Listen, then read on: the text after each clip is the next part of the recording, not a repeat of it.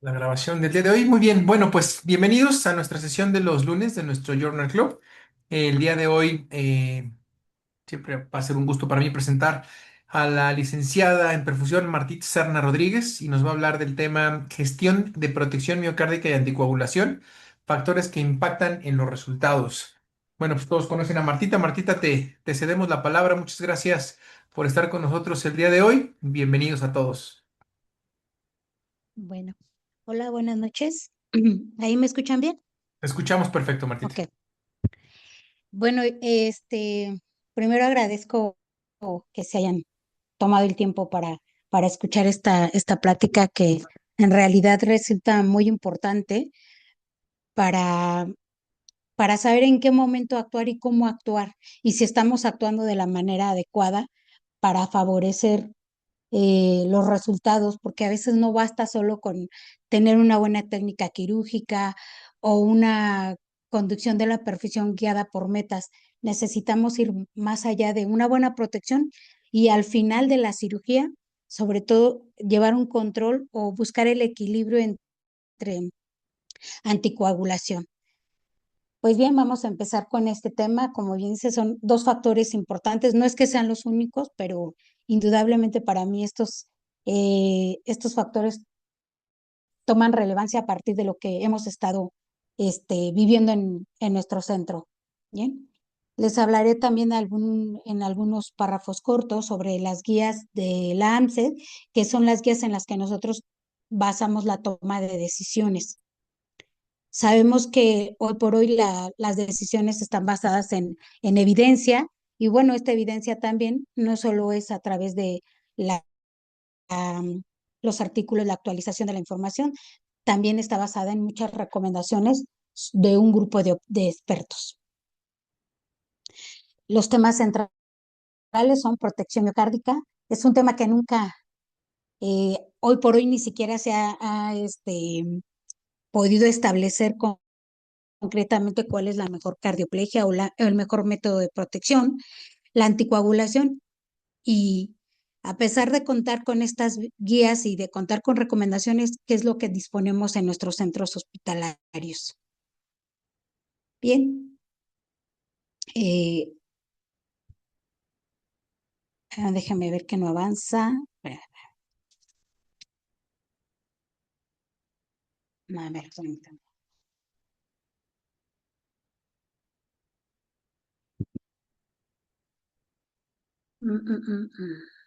Ok. Bien, pues ¿cuándo surge esto de buscar la mejor evidencia para... ¿Ahí me escuchan? Sí. Bien, estos objetivos acerca de la protección miocárdica y de la anticoagulación surgen a partir de que existe una revisión de la perfusión guiada por objetivos. Este concepto no es nuevo, se retoma de aquellos centros donde observaban que en las terapias, las terapias basadas en toma de decisiones por metas o por objetivos tenían mejores resultados. Este concepto lo retoman en circulación extracorpórea, pero tiene su fuerza o se consolida más a partir del 2010. En el 2018 hacen una revisión de todos estos conceptos y dentro de estos conceptos, como les decía, factores que tienen impacto en los resultados, establecen estrategias de ultrafiltración, cardioplegia, transfusión, heparina, anticoagulación, flujos de perfusión, marcadores y hablan de la perfusión pulsátil. En esta ocasión solo tocaremos estos dos temas que son cardioplegia, heparina y anticoagulación. Nuevamente los empezamos a retomar desde el 2018 y hemos estado en búsqueda pues de la mejor opción en cuanto a la protección miocárdica y en la reversión de la coagulación. Tenemos como marco de referencia la AMSED, que es una sociedad, un organismo que ha establecido los estándares para mejorar la calidad en la perfusión. Esto implica pues una monitorea continua no solo en el transoperatorio, sino en el posoperatorio estableciendo bien esos parámetros o esos signos que pueden adaptarse o esos que se pueden adaptar a a la perfusión. Una regla establecida en esta sociedad o en esta organización es que cada paciente debe de ser tratado de manera individual. Podemos tener muchos pacientes portadores de una cardiopatía como tetralogía de Fallot y aunque están ya escritos los estándares, cada paciente tiene un comportamiento diferente. Bien, a partir de estas guías y de las recomendaciones que se hacen en esto, es que existe un cambio en el paradigma, el manejo en el paradigma del manejo en la perfusión pediátrica. Esto va a ser dirigido todo basado en objetivos o en metas. ¿Qué es entonces esta organización? Bueno, es una herramienta esencial para que los perfusionistas podamos conducir esta manera de manejar a los pacientes pediátricos, a los pacientes neonatales. Sirve como columna vertebral para establecer protocolos que hacen mucha falta en muchos centros, promueve una mejor toma de decisiones y sobre todo se identifican oportunidades para investigaciones futuras, que es lo que hace falta en el paciente pediátrico. Existen muchísima literatura, muchísimos artículos sobre paciente adulto y en paciente pediátrico, pues la verdad es que estamos cortos porque no hay investigaciones que hablen sobre todo de diferentes centros. Hacen investigaciones donde solo es un centro, solo es un hospital, poblaciones pequeñas. Bien, basado en esas guías americanas, que son lo que tenemos más cerca para poder establecer los estándares en la perfusión, existe también la Sociedad Latinoamericana de Perfusionistas, que está haciendo un esfuerzo por publicar las guías ya con un enfoque en la población latinoamericana. Y bueno, ella hace una revisión también y publica en el 2024 gestión de protección miocárdica y gestión de la anticoagulación durante la circulación extracorpórea. Esto lo hace como referente, les decía, las guías americanas, pero también el consenso de expertos y hace las siguientes recomendaciones. Eh, Posteriormente, la AMSE también desarrolla, que es el organismo que desarrolla estos estándares, actualiza sus guías. Tenía una publicación en el 2019 y publica o actualiza en el 2025 y retoma nuevamente el estándar de monitoría o monitorización, que es donde está ubicado el parámetro de cardioplegia o protección miocárdica.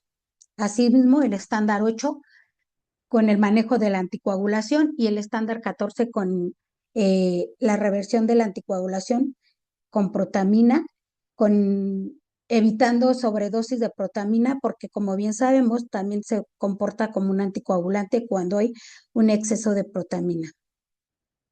Entonces, bueno, las guías de la Asociación Latinoamericana o el artículo que publicó retoma estos dos temas, hace una revisión en el 2024 y en el 2025 también la AMSE establece nuevamente algunas mejoras hacia estos estándares. Hemos hablado muchísimo de los antecedentes de la protección miocárdica, desde que empezó con la hipotermia, desde el citrato de potasio, cuando se abandonó a partir de los años 50 porque había fibrilaciones y otros temas que, con arritmias que se pensaba que eran secundarios a las altas dosis de citrato de potasio. Posteriormente, en los años 70, se retoma esta técnica y se establece la cardioplegia de San Tomás I. Posteriormente, en los años 80, esta modificación de San Tomás I y se convierte en una cardioplegia que puede ser utilizada de manera universal. Ese mismo año también se hacen publicaciones acerca de la protección miocárdica por vía retrógrada o por el seno coronario. Y así, indudablemente, a través del paso del tiempo han ido existiendo mejoras con respecto a la protección miocárdica. No quiere decir que lo que se hizo en el pasado no sirva o está en desuso. Simplemente se han ido actualizando y han buscado la manera de proteger ese miocardio que va a quedar un tiempo en isquemia y sobre todo protegerlo para el momento de la reperfusión. En los años 80 surge la cardioplegia, en los años 90 surge la cardioplegia de nido, que es la cardioplegia que hoy por hoy se utiliza con mayor porcentaje en Estados Unidos y se ha adoptado esta técnica hacia América Latina.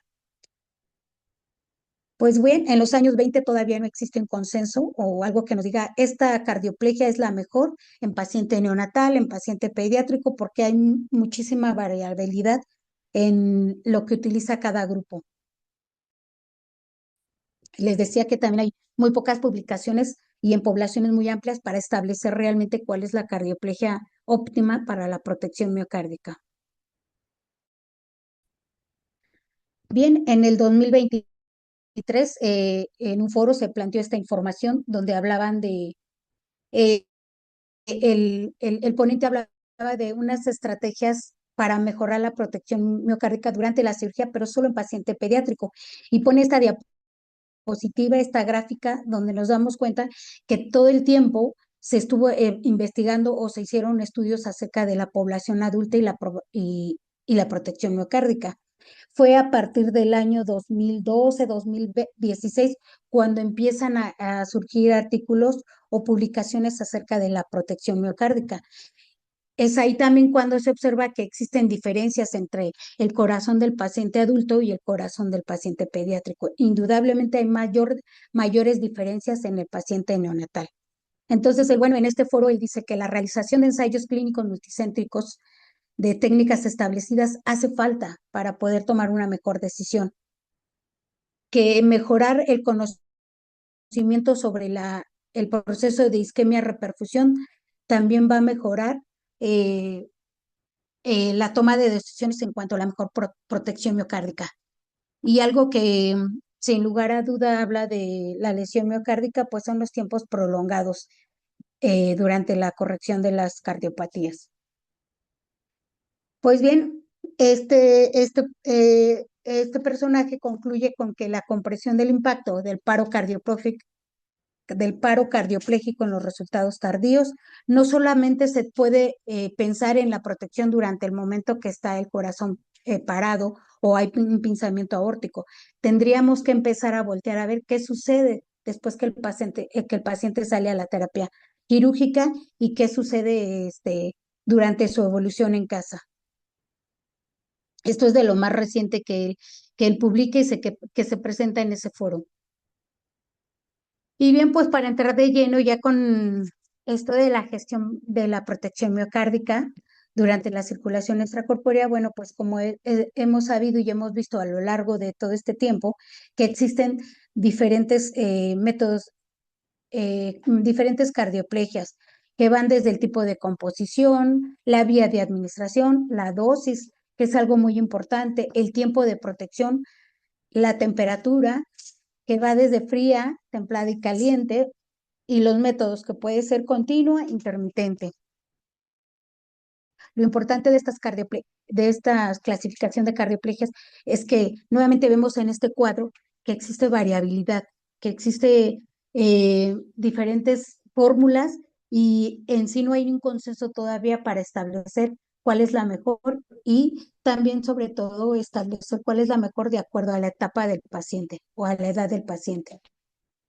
Lo que sí sabemos y que mencionaba el autor anterior es que sí debemos de entender bien el concepto de lesión por isquemia reperfusión, la sobrecarga de calcio, que son de las alteraciones más graves en la reperfusión, la paradoja del calcio, que al momento de restaurar el flujo sanguíneo en el tejido que previamente fue privado de oxígeno, provoca una entrada masiva de calcio a las células.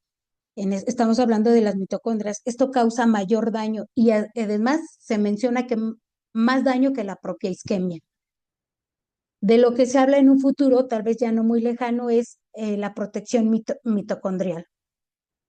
Bien, pues como decíamos, conocer efectivamente el, la isquemia es un problema, pero lo más importante y el daño más acentuado o más perpetuado está durante el periodo de reperfusión.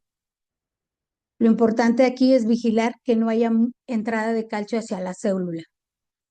Es por ello que también muchas cardioplegias han optado por no meter dentro de sus fórmulas, eliminar por completo el calcio, tratando de evitar esta paradoja.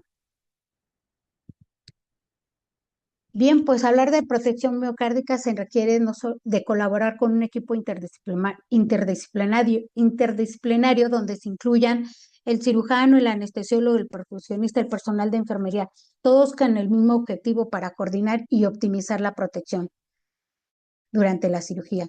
Hablábamos en charlas anteriores que la protección miocárdica no empieza con la infusión de la cardioplegia, que empieza desde antes, desde que el paciente llega a quirófano, que evitemos periodos de hipotensión, que se mantenga bien perfundido ese miocardio.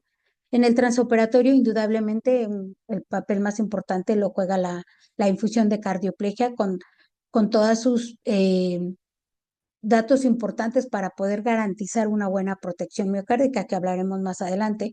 Y lo que decían es buscar en el posoperatorio cuáles son los efectos de una adecuada protección miocárdica.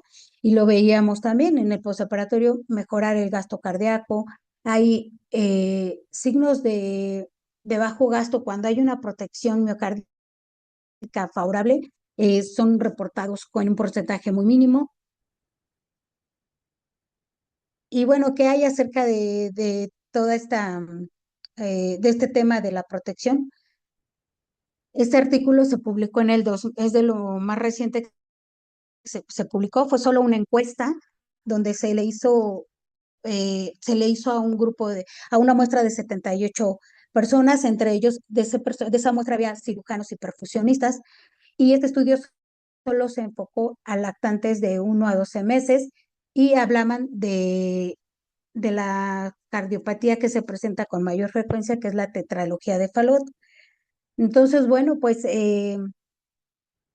indudablemente en la población americana, la cardioplegia que más se utiliza es la del nido, y ya sea hacia Europa o hacia Asia, la cardioplegia San Tomás o Custodiol. Por obvias razones, hacia nuestra población no utilizamos el custodiol porque es una cardioplegia. Primero, que fue diseñada para protección de órganos para trasplante, y segundo, el costo es muy elevado, y las ventajas que ha ofrecido la del nido es el costo, la manera de prepararla en tu centro, y los beneficios más importantes es que hay pocas tasas de fibrilación, hay mayor protección, mayor tiempo de protección, hablando del tiempo que va desde 60 a 90 minutos. Bueno, pues esa encuesta les decía que dentro de esas encuesta, los parámetros más importantes que arrojaron es que, uno, la cardioplegia del nido es lo que se utiliza más. Dos, la temperatura de la infusión de esa cardioplegia es menor de 10 grados, va de 4 a 8 grados. La dosis, que va de 20 a 35 mililitros, que si llegara a necesitar una segunda dosis, la infusión es a la mitad, de 10 a 15, que es sanguínea, una parte de sangre con 4 de cristaloide, y que la hipotermia del paciente debería de descender entre 31 y 35 grados para garantizar también hipotermia miocárdica.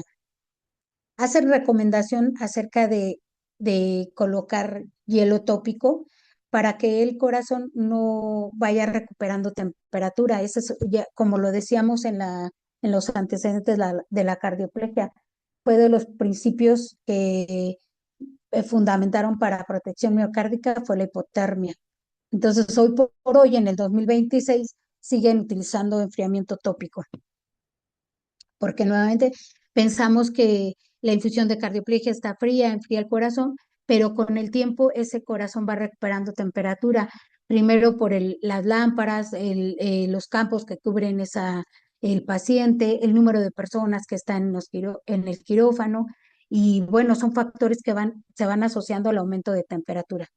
Y algo que me llamó la atención es el hot shot, es que es cardioplegia caliente. Esta cardioplegia caliente empieza, aunque es un porcentaje muy mínimo, pues empezamos a buscar información,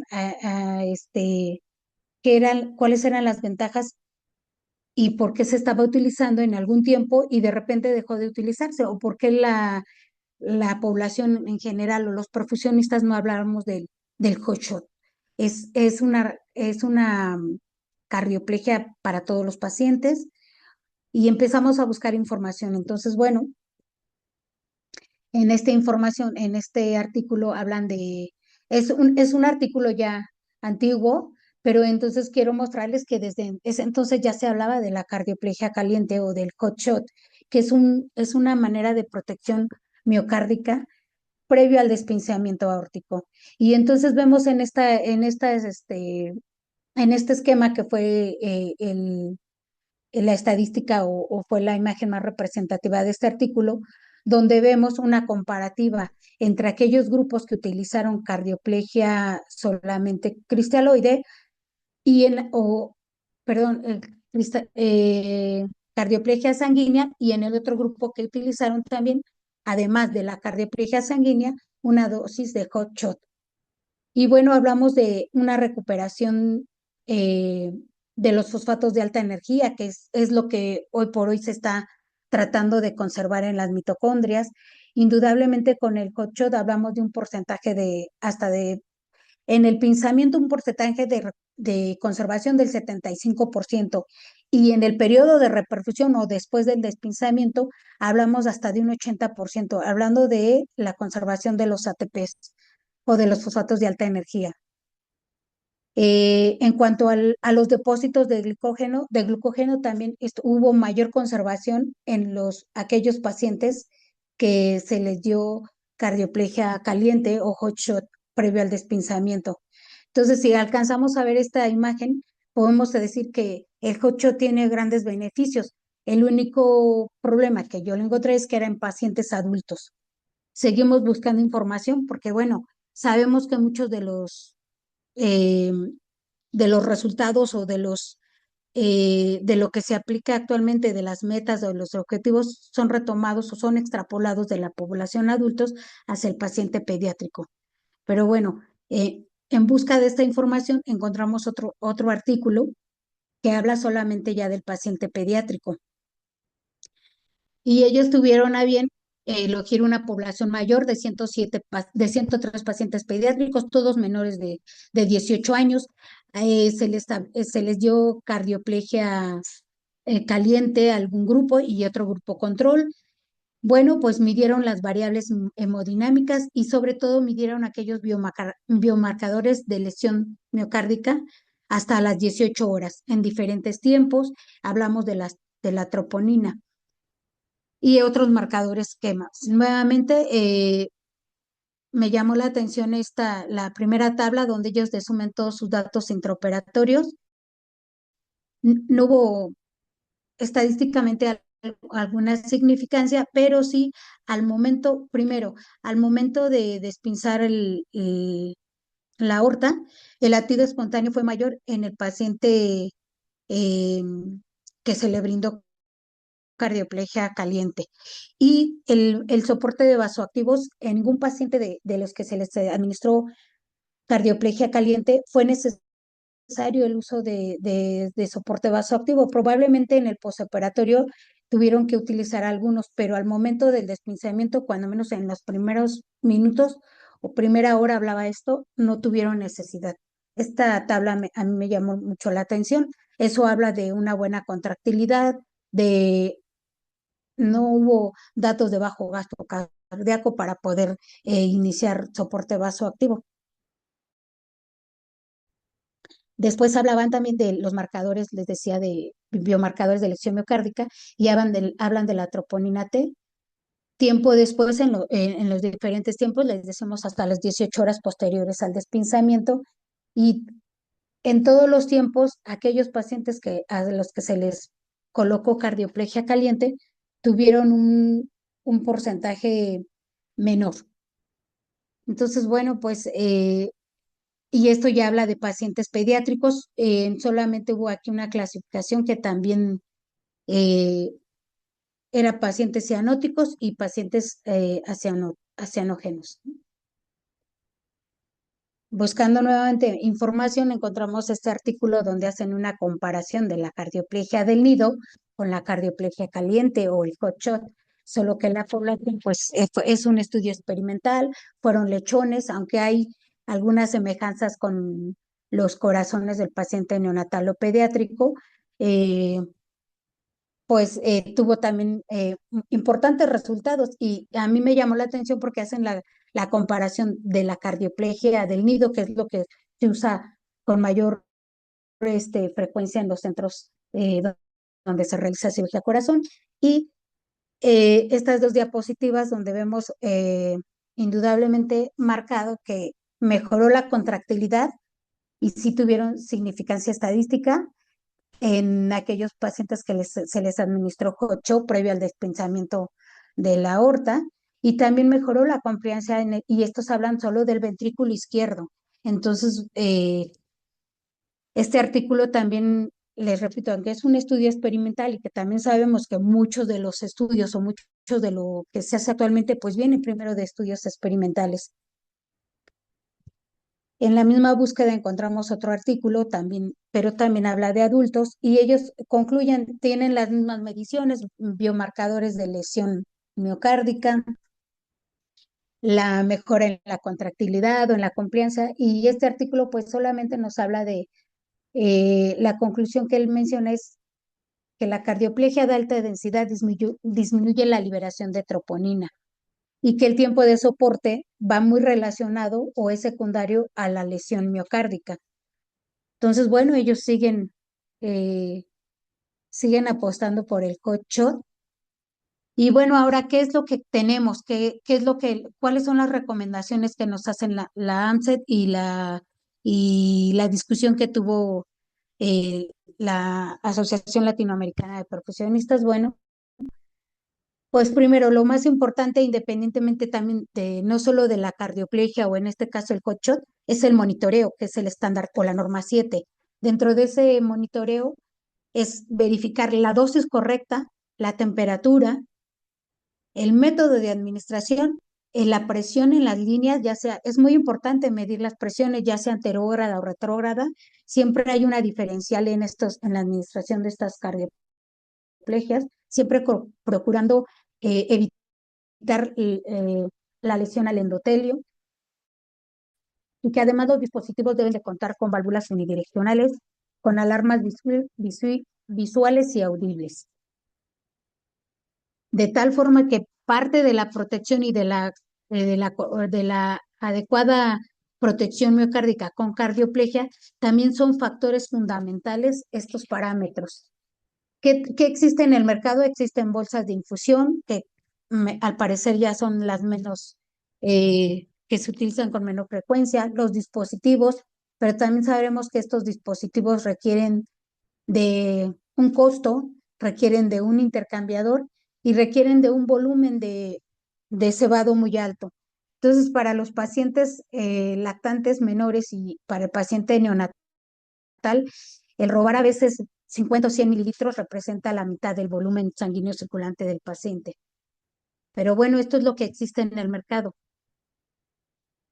Ahora bien, considerando todos estos factores que son importantes para la protección miocárdica y que no solo es la cardioplegia, pues, ¿qué disponemos actualmente en el hospital?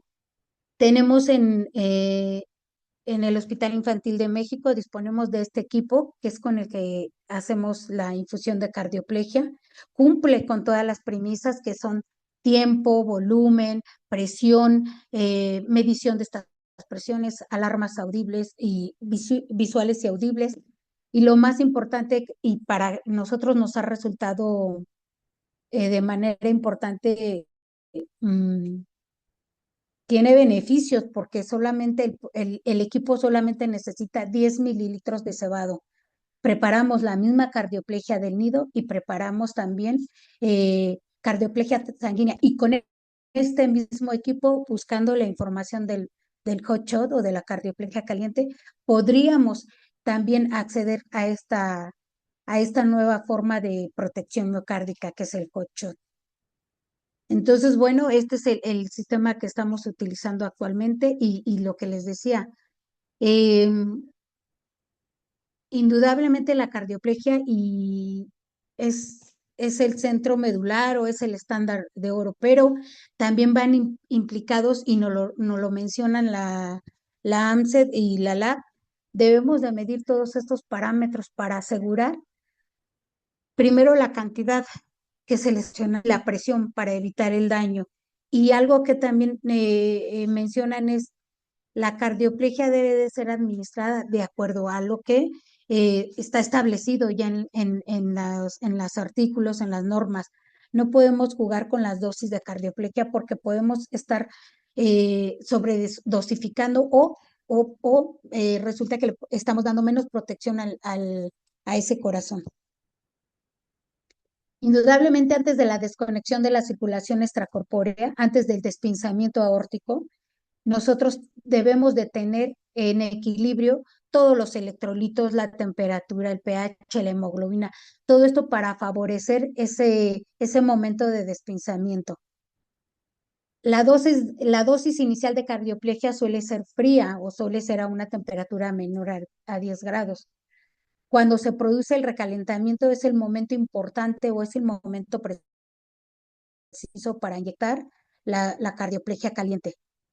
Hablan que el uso seguro de la cardioplegia durante la cirugía cardíaca requiere un enfoque y un equipo multidisciplinario y una comunicación entre todos los integrantes del equipo, que todos estemos de acuerdo en los cambios que se van a realizar o las dosis que se van a estar infundiendo hacia el miocardio.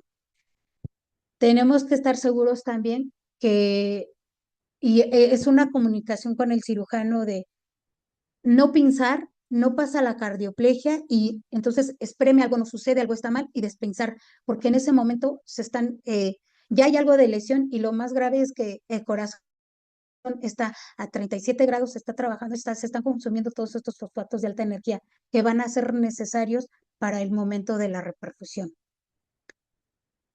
Entonces, este es un video a ver si lo puedo correr. Es un video de lo que estamos haciendo en el hospital infantil.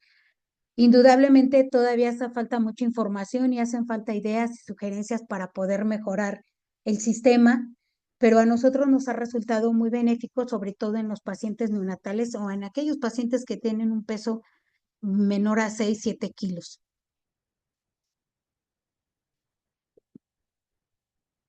Eso es en cuanto a la protección miocárdica. Y ahora vamos a hablar el tema de la anticoagulación, que es un tema también que impacta más en el paciente neonatal, porque ya sabemos que tiene también inmadurez de sus órganos, tienen un metabolismo muy elevado, requieren más dosis de heparina. Y bien, lo que se establece en las guías de la AMSE y que retoma la Asociación Latinoamericana de Perfusión es la norma 8 y lo que ella propone es definir el algoritmo previsto para el manejo de la anticoagulación. Lo primero y más importante es siempre establecer cuáles son los rangos y los valores de ACT establecidos.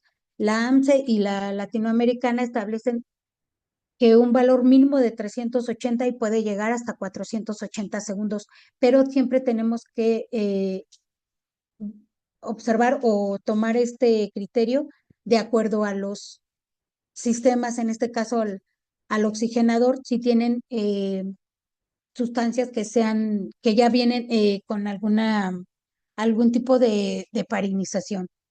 Entonces, bueno, pues, y aparte también debemos de conocer qué dispositivo es con el que contamos, porque varían los rangos de acuerdo al dispositivo. Que se debería monitorear antes, durante y después el tiempo de coagulación activada. No es lo mejor, pero bueno, en muchos centros lo único que se dispone es un hemocrón.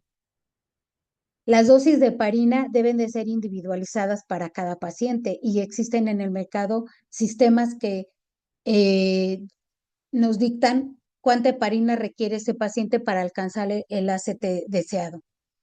Esto con el fin de evitar darle o heparina o anticoagular de menos o darle heparina de más. ¿Qué alternativas de coagulación nos ofrecen y cómo podemos revertir? ¿Qué factores podemos tomar en cuenta a la hora de revertir la heparina con protamina? Lo más importante es entender este concepto de la cascada de la coagulación. Y algo que estuvimos presentes en el Congreso en El Salvador y hablaban de mucho del manejo de la anticoagulación y yo hacía la pregunta que por qué no si eran importante transfundir plaquetas en el paciente pediátrico y sobre todo en el neonatal, independientemente del tiempo de duración de la circulación extracorpórea. Y bueno, la mayoría de grupos optaron porque las plaquetas se deben de transfundir y sobre todo en estos pacientes eh, finalmente funcionan como un mecanismo de retroalimentación. Una vez que se activan los factores de coagulación, también van a activar el factor 5 y otros factores, van a activar esas plaquetas para que puedan segregar sustancias que favorezcan este proceso de, de revertir la anticoagulación.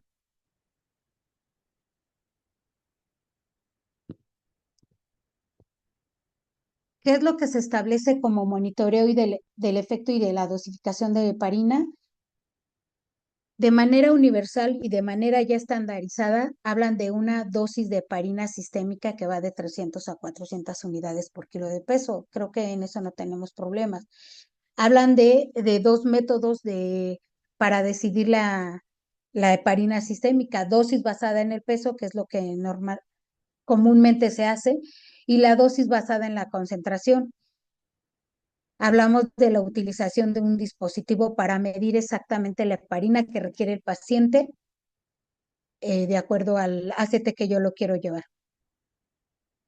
Establecido como regla también es que el tiempo debe de ser mayor a 480, siempre en un rango entre 400 y 500 segundos, y considerar que dosis adicionales de heparina durante la SEC pueden ser necesarias, ya les decía, en pacientes neonatales que tienen un metabolismo muy acelerado, en pacientes y además que tienen también sistemas inmaduros de coagulación o falta de factores como el fibrinógeno. Entonces es necesario estar corroborando constantemente el tiempo de coagulación activada durante la circulación extracorpórea. Y otro de los estándares que ya establecen en esas guías es apagar los aspiradores al inicio de la circulación extracorpórea, porque si nosotros pretendemos recuperar ese volumen residual y a veces el decir déjame aspirar otro poquito, sigue sangrando, ese poco volumen que pudiéramos recuperar resulta que se coagula porque ya hay infusión de protamina.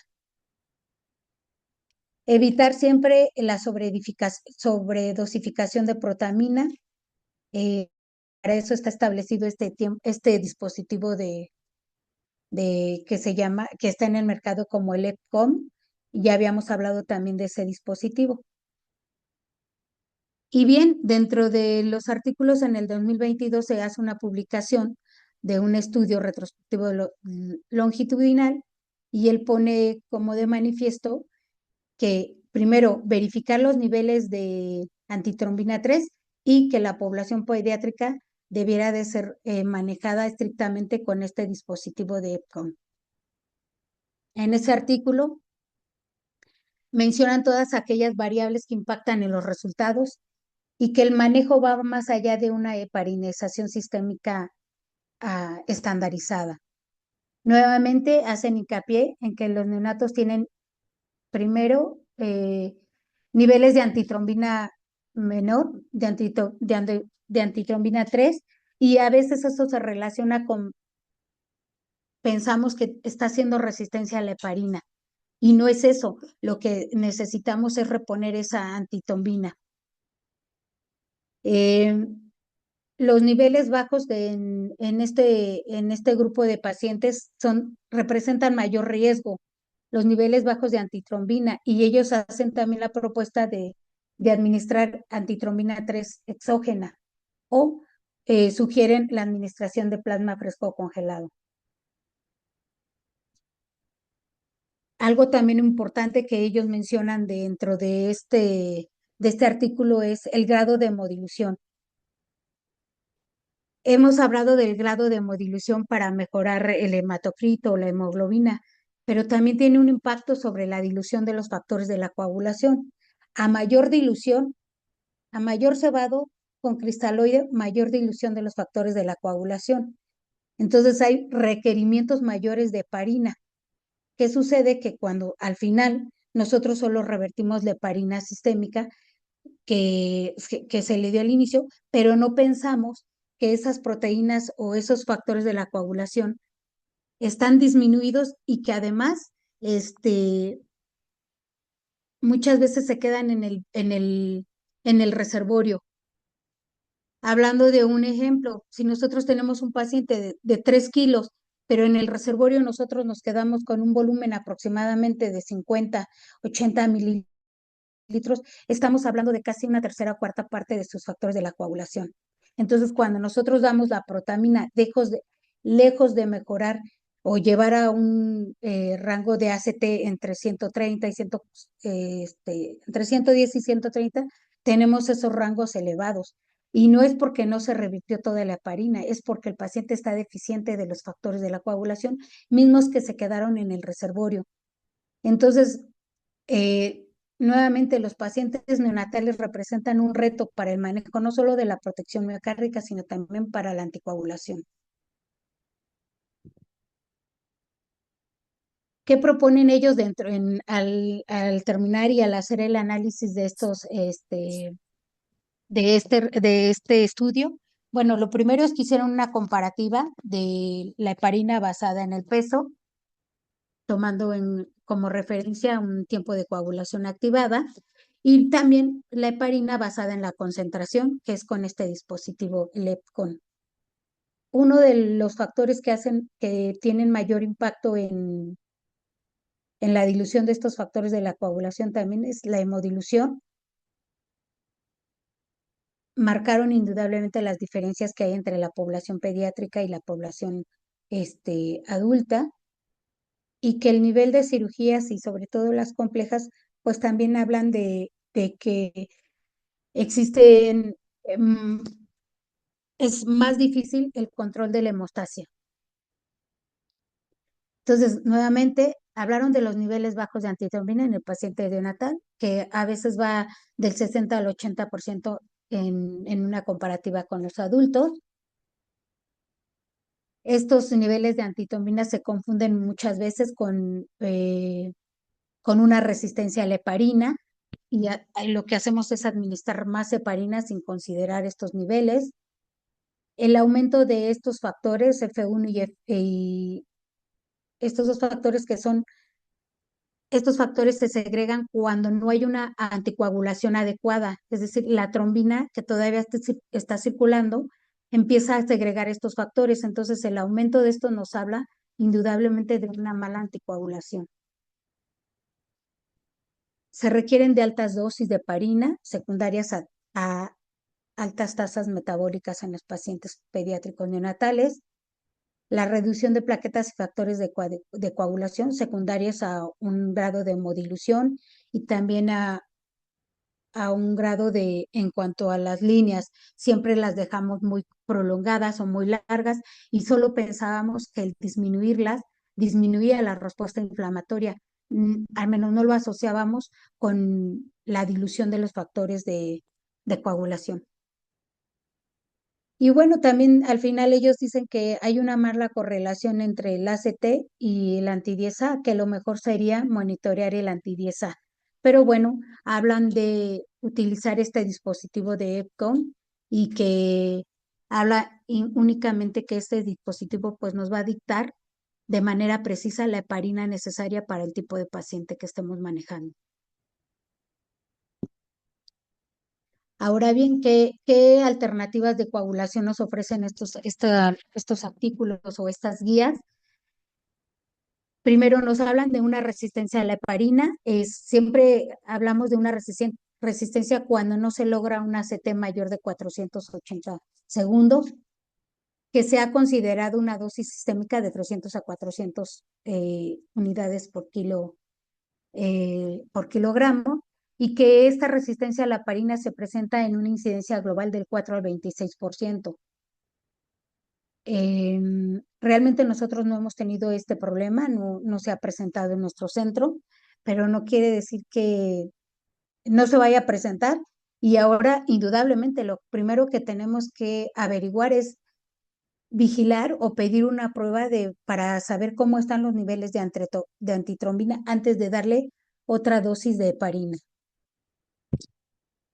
Hablan también de otros factores que impactan, que es el rebote de la heparina, que va relacionado con una dosificación incorrecta con protamina. Y luego en pacientes obesos, el secuestro de esta heparina queda en los depósitos de grasa. Una vez que ya hay infusión de protamina y que ya se revirtió en su totalidad, empiezan a liberar estos depósitos, empiezan a liberar esa heparina y vuelve a anticoagularse el paciente. Y un problema muy grave también es la trombocitopenia inducida por heparina. Esas son de las complicaciones más frecuentes. ¿Cuándo debemos sospechar de una trombocitopenia inducida? Cuando hay una caída del recuento plaquetario mayor al 50%, cuando existe un evento trombótico 5 o 14 días después del uso de la heparina, y pues se solicitan pruebas de anticuerpos para diagnosticar trombocitopenia inducida por heparina. ¿Cuáles son las alternativas? Bueno, ante una resistencia a la heparina, dosis adicionales de 100 unidades por kilo, siempre buscando el rango terapéutico de 300 a 400, eh, siempre y cuando ya hayamos verificado el nivel de antitrombina 3. Existen suplementos de antitrombina sintética y ellos establecen una dosis única de 1000 unidades. La otra recomendación o alternativa es plasma fresco congelado, 10 mililitros por kilo. Estamos pensando que aproximadamente un plasma fresco congelado de 250 mililitros trae entre 500 unidades de antitrombina 3. ¿Y qué hay si se presentara una trombocitopenia inducida por heparina? El uso de la bivaluridina realmente es un fármaco muy caro y su vida media es muy corta, pero bueno, si se llegara a presentar este problema, esta es como la primera opción. Plasmaféresis es la segunda, utilizar argotraban. Y heparina, y la última opción que dan es heparina con agentes antiplaquetarios. Aunque esta recomendación es como la última estrategia porque podemos tener problemas posteriores con hemorragias o sangrados. Ahora bien, ¿qué debemos considerar después de haber revisado estos artículos? Indudablemente los niveles de antitrombina, la edad del paciente, el grado de hemodilución, que también ya está estandarizado en esas guías, pero les repito, siempre pensando en solo reducir la respuesta inflamatoria, y ahora tiene, pues, cuando menos voltearemos a ver otros objetivos, otras metas. La reducción de circuitos, eh, considera la temperatura. Cuando tenemos una temperatura de hipotermia o de hipotermia profunda, también disminuye el metabolismo, de tal manera que la heparina también se sigue conservando. E inclusive hablan de si tomamos un ACT en esa temperatura, siempre vamos a tener tiempos prolongados porque no hay metabolismo de la heparina tampoco. El monitoreo constante del tiempo de coagulación activada. Y de las recomendaciones que se hacen, y es esa, más bien ellos ponen dentro de sus estándares que la heparina se debe revertir con protamina 1 a 1, que hablar ya de reversión mayores de A1 podemos ocasionar, como bien sabemos, también un proceso de anticoagulación. Establecer algoritmos de transfusión, que es lo que nos va a ayudar a disminuir el uso está sangrando, si nosotros está sangrando, ponle sangre, ponle plaquetas, ponle todos los hemoderivados que existan para este paciente. Pero a veces es necesario siempre establecer, bueno, primero, ya revertiste en su totalidad la heparina, qué dosis utilizaste de protamina, y entonces ahora sí tomar la decisión. Les decía al paciente neonatal por naturaleza esa tiene fibrinógenos bajos, entonces podríamos administrar aquí eh, la solución, una alternativa sería administrar fibrinógeno. Los tiempos de circulación extracorpórea también están relacionados con el manejo de la anticoagulación. El, y al final de la circulación extracorpórea, cuando todo ya hay una buena protección miocárdica, cuando el paciente no está sangrando, entonces sí, recuperar el volumen residual filtrado del reservorio. Esto nos brinda, eh, no solo nos aumenta el paquete globular o los eritrocitos, sino también estamos recuperando todos esos factores de la coagulación, porque aunque lo estamos filtrando para eliminar el agua o eliminar esos factores de la respuesta inflamatoria, los factores de la coagulación no se filtran. Entonces, dentro de ese paquete globular recuperado, que va no solo rico en hemoglobina, sino también en factores de la coagulación. Entonces, eh, hoy por hoy tendremos que voltear más a voltear a recuperar ese volumen sin desperdiciar nada de volumen. Y sobre todo, nuevamente hacemos mención del paciente neonatal o del paciente lactante. ¿Qué conclusiones después de haber hecho esta revisión? Bueno, la conducción de la profesión en pediatría es tan compleja como su propia cardiopatía. Sin embargo, la actualización en la información nos permite tomar decisiones con el objetivo de mejorar los resultados, disminuir el impacto negativo en los pacientes, en la evolución de los pacientes. Pero sin duda lo más importante es que siempre exista una retroalimentación con el equipo multidisciplinario, porque en muchas ocasiones tenemos dudas de cómo poder hacer, cómo guiar esa toma de decisiones y siempre estar respaldado por opiniones de otros personajes dentro del equipo o de otros mismos colegas, le da fuerza, le da fuerza y consolida las tomas de decisiones.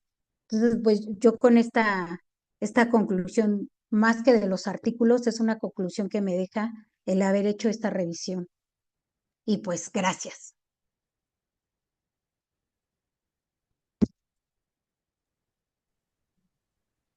Muchas gracias, Martita. Pues la verdad es que como siempre son excelentes, excelentes revisiones y muchos datos importantes que nos da para mucho. Lilia Félix, buenas noches, gracias por la plática. Quería preguntar, ¿cuál es la segunda dosis que maneja si el paciente llega a requerir más y cómo maneja la resistencia a la heparina en pacientes pediátricos? Saludos desde Sonora. Bueno, la cardioplegia del nido, decíamos que va de 20 a 30 mililitros por kilo. Una segunda dosis después de los 90 minutos sería de 10 a 15 mililitros por kilo.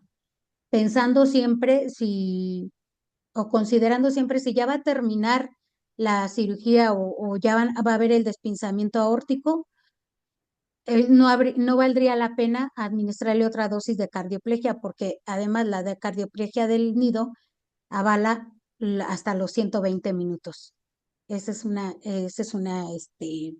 Y ante la resistencia a la heparina, las recomendaciones que nos hacen las guías es lo primero, verificar cómo están los niveles de antitrombina 3.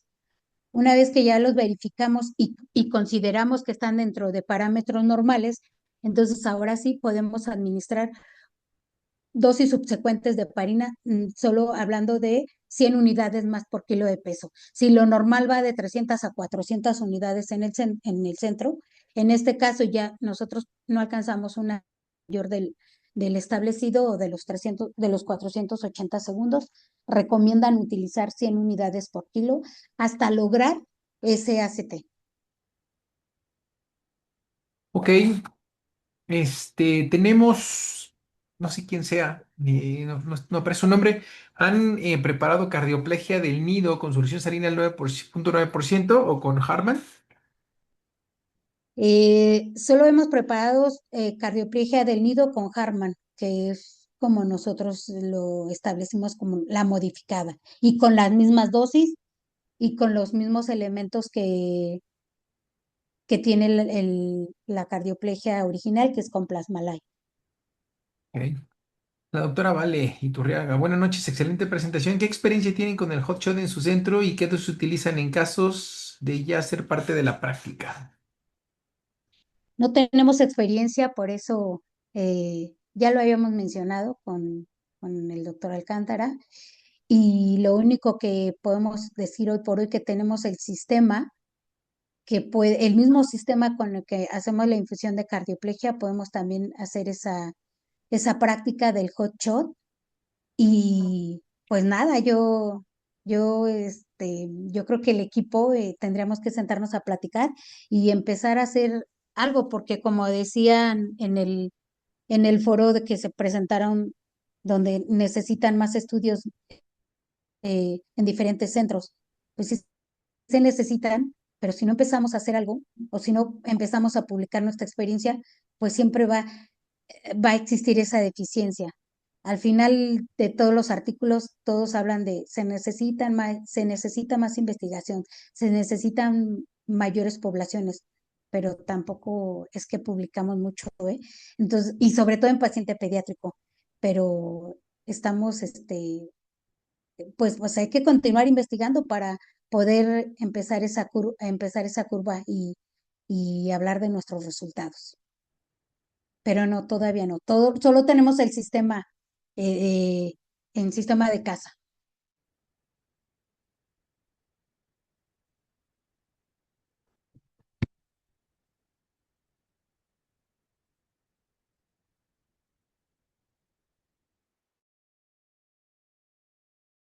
Perdón, una disculpa. Martita, a ver, digo, creo que digo, como bien le dijiste, es una gran revisión y hay muchas estrategias que se pueden seguir. Yo quisiera, el primer punto, creo que estamos hoy, como bien lo dijiste, el manejo del ACT y hasta ahí, pero creo que también hay casos súper complejos en los que los pacientes pueden tener algún tipo de antecedente trombótico, etcétera. ¿Hasta qué momento o cuándo es o cuándo ya necesitaremos de hacer como mayores estudios, ¿no? Sobre todo, a lo mejor el tromboelastógrafo, precisamente hablaste del anti-10A, estudios para concentración de heparina, algunas pruebas viscoelásticas, sobre todo en aquellos pacientes complejos o neonatos, ¿no? ¿Cuál sería el caso ideal? A lo mejor no hemos tenido ningún problema evidente, ¿no? De trombosis sobre todo, pero sí algunos de sangrado. ¿Qué me pueden decir? ¿Qué me pueden decir al respecto? Bueno, yo lo primero que decía y después de haber leído esto es tener mucho cuidado con la anticoagulación y realmente con la infusión de todos, porque a veces hacemos un combo de que eso es lo que tenemos, pues no tenemos tromboelásticos, o sea, no tenemos pruebas viscoelásticas.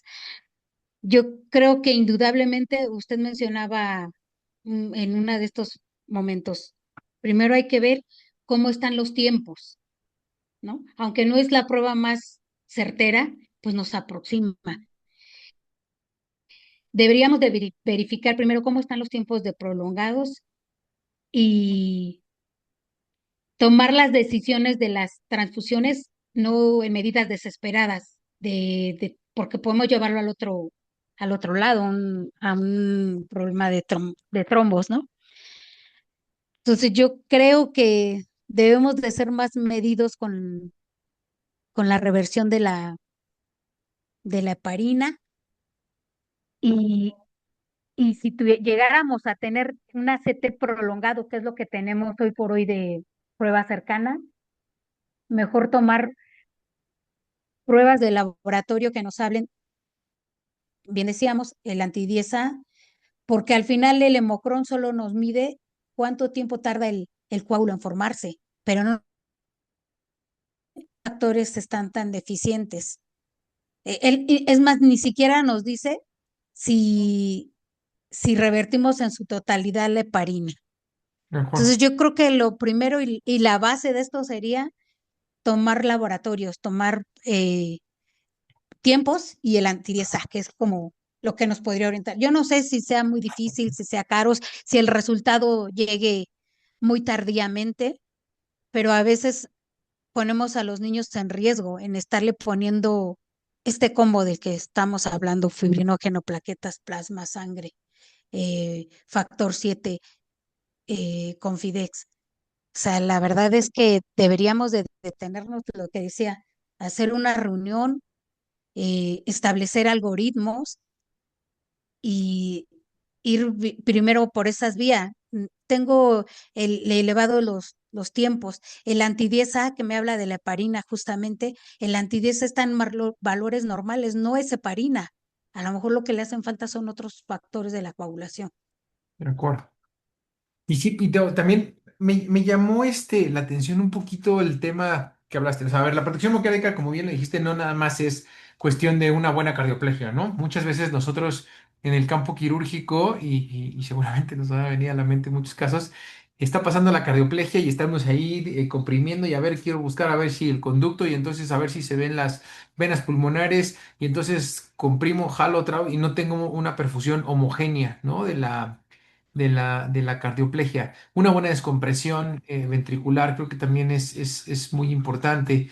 El control de la temperatura. El tema del hielo local. De repente nosotros pensamos, no, pues es que el hielo, o sea, a fin de cuentas, si yo me pongo hielo en la piel, me puede quemar, etcétera. Pero hiciste mucho énfasis en la colocación del hielo a nivel local, precisamente para ir evitando estos recalentamientos espontáneos que puede tener por todo lo que nosotros estamos utilizando, ¿no?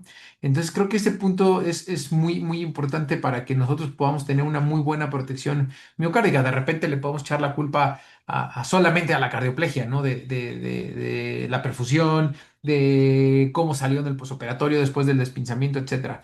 Pero creo que también son puntos que son muy importantes que desde arriba tenemos que evaluar, ¿no? ¿Qué piensas?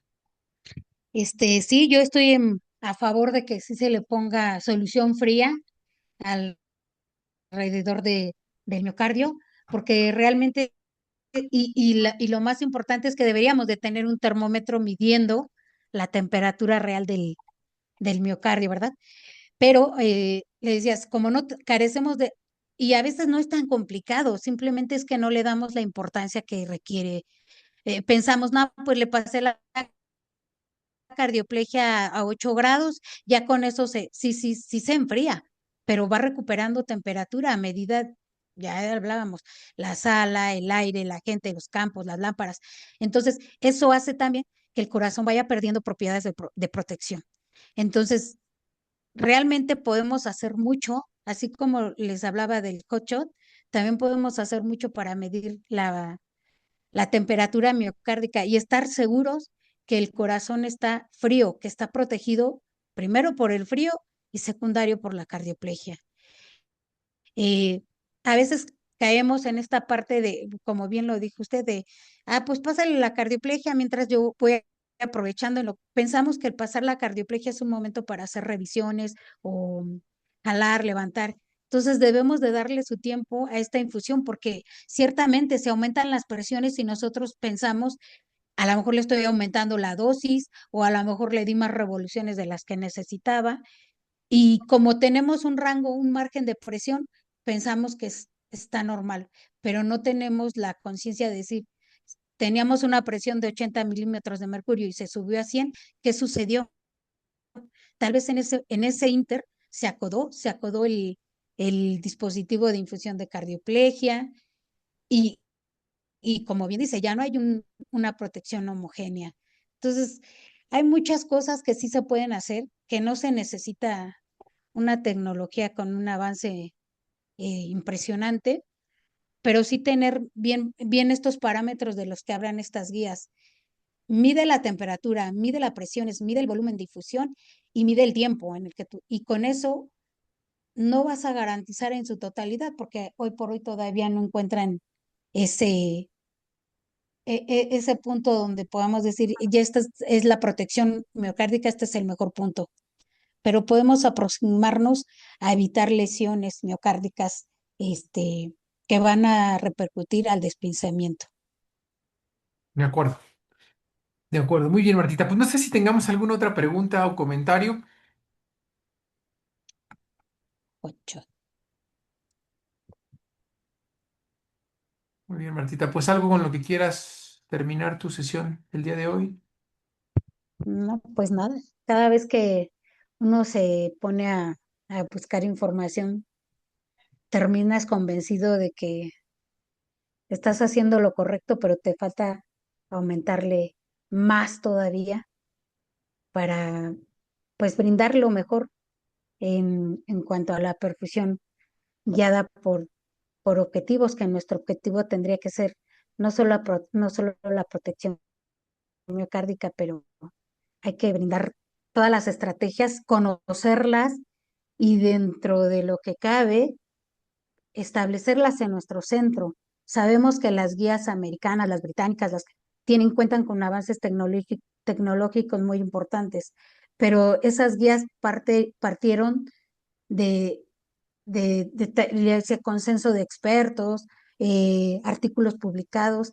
Entonces nosotros también podemos empezar a establecer nuestras guías con lo que tenemos, pero sin lugar a duda hay que seguir leyendo, De hay acuerdo. que seguir, hay que seguir buscando, hay que seguir buscando. Gracias. Gracias, Martita. Muy bien, pues les agradezco a todos su asistencia el día de hoy y nos vemos la siguiente. Buenas noches a todos.